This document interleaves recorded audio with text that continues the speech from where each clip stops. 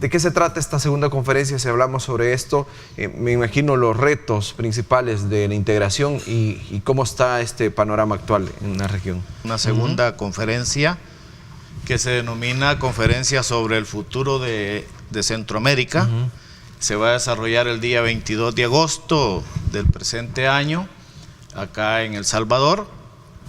Y esto es producto de una iniciativa que desde el año 2019 comenzó El Salvador a impulsar por delegación que en su momento hiciera el señor presidente de la República, Nayib Bukele, en la figura del señor vicepresidente de la República, doctor Félix Uyón. Se trata de discutir ciertas propuestas, ciertas iniciativas, ciertas inquietudes, para que primero los conozca la población lo que el país está haciendo en materia de integración, y segundo, para ir fomentando un diálogo a nivel regional con el resto de países que permitan conocer cómo ha funcionado la integración, cómo está en este momento el proceso de integración, pero lo más importante, generar ese debate y esas experiencias para entender hacia dónde se debe proyectar nuestro proceso de integración regional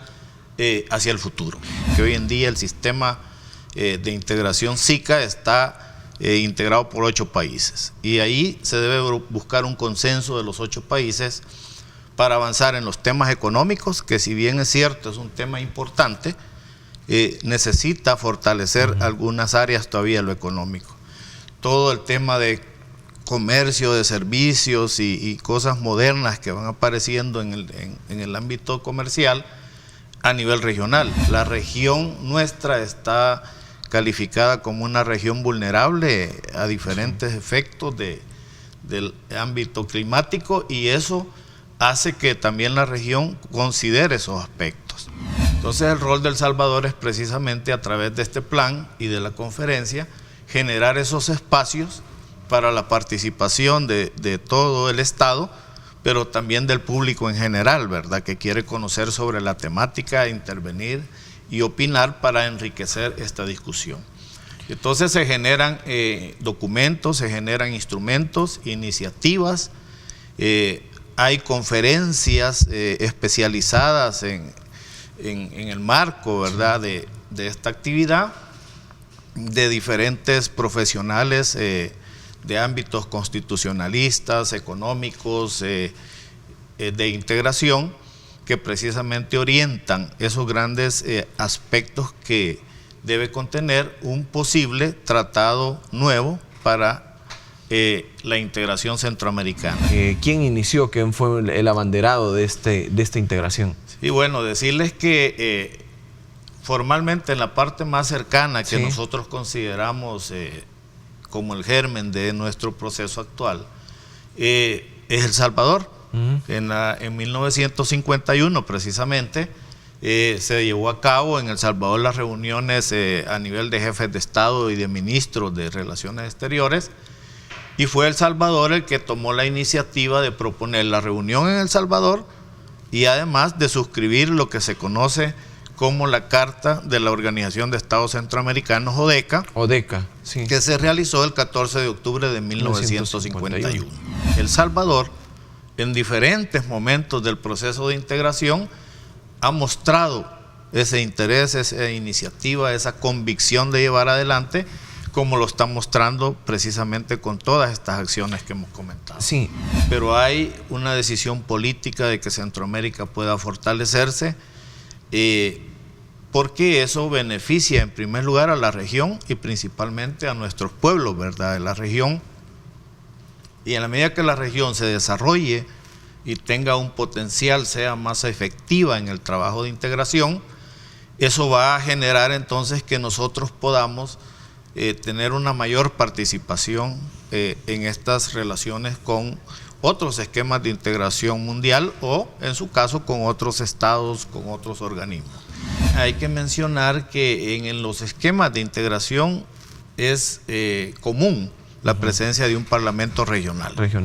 Como una instancia que hace el equilibrio entre las diferentes representaciones que coinciden en el momento, en una experiencia. Porque en integración usted encuentra que hay representación de los estados a través de sus presidentes y ministros. Sí. Hay una representación precisamente democrática que representa a los pueblos y es la de los parlamentos regionales. Así como también se genera un espacio para el ámbito jurisdiccional. Por eso estas experiencias tienen normalmente un tribunal regional. También. Entonces los parlamentos en eso juegan el rol precisamente de representación de los pueblos. El papel que ha jugado el Parlacen actualmente, o sea, sí se ha notado, sí ha sido, porque decíamos, no es vinculante, son recomendaciones las que hace el Parlamento Centroamericano para cada asamblea legislativa de los países como tal. Con este cambio que se pretende dar, sí se podrían dar más atribuciones. Sí, ahí lo que sucede es que ya con la normativa que tiene, sí, el Parlamento tiene ciertas competencias para interactuar con los países, pero su principal rol es su actuación regional en los asuntos regionales del SICA. Coincide hoy que son 2 nicaragüenses los que lideran estos organismos, el Parlamento Centroamericano con el señor Guillermo Daniel Ortega, y recientemente han votado los países miembros y han electo a Werner Isaac Vargas, el nuevo presidente del SICA, también nicaragüense.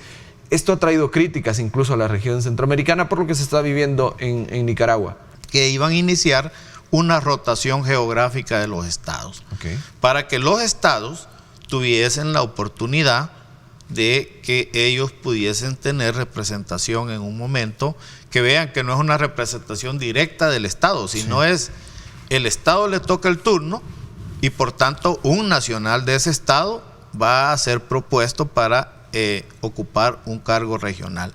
Y eso se ha hecho con toda la institucionalidad del sistema, así como existe en la Secretaría General, existe en la Secretaría de Integración Social, en la Secretaría de Integración Económica, en la Secretaría de Integración Ambiental. Y entonces, ¿qué sucede? En ese momento se dijo, comenzamos en el orden e inició por El Salvador. Por eso el mandato anterior correspondía a El Salvador, después correspondía a Honduras y corresponde a Nicaragua, de tal suerte que ya está claro que corresponde el mandato del espacio a Nicaragua y viene Costa Rica. Y así sucesivamente terminamos con Dominicana y regresa a Belice. Entonces eso va a significar que todos los países en un momento del proceso van a tener su participación. Y entonces no se elige por el país, sino que primero es la oportunidad del país. Y del país, vean ustedes que el país lo que hace es proponer el candidato. Pero ese candidato, para poder ser nombrado, tiene que lograr el consenso de los 8 presidentes. Que aquí no es por el país, ¿verdad? De igual forma, esa persona que se nombra en los puestos de integración responde no al interés del país, responde a las reglas que tenemos nosotros en el sistema. Y es el sistema quien lo va a controlar. El trabajo que El Salvador está liderando en este momento es precisamente la propuesta y el documento de procurar avanzar hacia una unión centroamericana. Que eso implica entonces, como ven ustedes, mejorar nuestro proceso de integración, modernizarlo, llevarlo hacia etapas superiores de integración, al momento que hemos llegado en nuestros avances, pero también de cara a este contexto internacional, a la dinámica regional que necesitamos para avanzar, para fortalecernos. Comentarles que en esta condición en la que está Centroamérica en sus relaciones comerciales y demás, tiene como un primer socio a los Estados Unidos de Norteamérica. Pero como segundo socio en sí mismo son nuestros países regionalmente, es decir, entre nuestros países hay un intercambio muy fuerte de productos. Si nosotros mejoramos todas esas condiciones comerciales, las condiciones aduaneras, los temas fiscales, todos los temas, por ejemplo, de medidas sanitarias, fitosanitarias, todo un desarrollo de instrumentos y de reglamentos técnicos regionales que no son más que garantizarle a nuestros pueblos de la región que esos productos cumplen parámetros de calidad. Con los parámetros de todos los países. Sí, y alineados no solo con parámetros nuestros, sino alineados a los parámetros internacionales que ya el comercio dicta. Nuestras relaciones son complementarias, son progresivas también, que ese es el proceso, ¿verdad? Ahora estamos en un nuevo momento, en una nueva dinámica, entonces ahí viene el momento, necesitamos ir más allá. Y en eso los estados pues guardan esta confianza precisamente de atender estos asuntos que en algún momento puedan generar algunos estancamientos en el proceso. Se reconoce como una figura que está siendo escuchada de esta voluntad política que se da la confianza para que alguien esté liderando este proceso. Sí, de hecho hay un reconocimiento porque, como decíamos al inicio, esto inicia por la decisión del señor presidente de la República, ¿verdad? Quien pues tuvo a bien delegar en el señor vicepresidente doctor Félix Ubiao para que él lleve la temática. Y en ese sentido pues hay toda una generación de iniciativas y de documentos, pero también hay un diálogo político de alto nivel y de conversaciones con el resto de países. De lo que se decida en la región son decisiones comunes, por tanto les pueden afectar o beneficiar a ellos, y eso debe tomarse en cuenta porque es como que ellos se puedan ampliar en su proceso, ¿verdad? Y si ahora tienen un derecho restringido a lo nacional, bajo este esquema eso es lo que se pretende consolidar, es que tengan derechos en toda la región por igual. Prácticamente ondas tropicales son las que nos están dejando estas tormentas de las últimas semanas.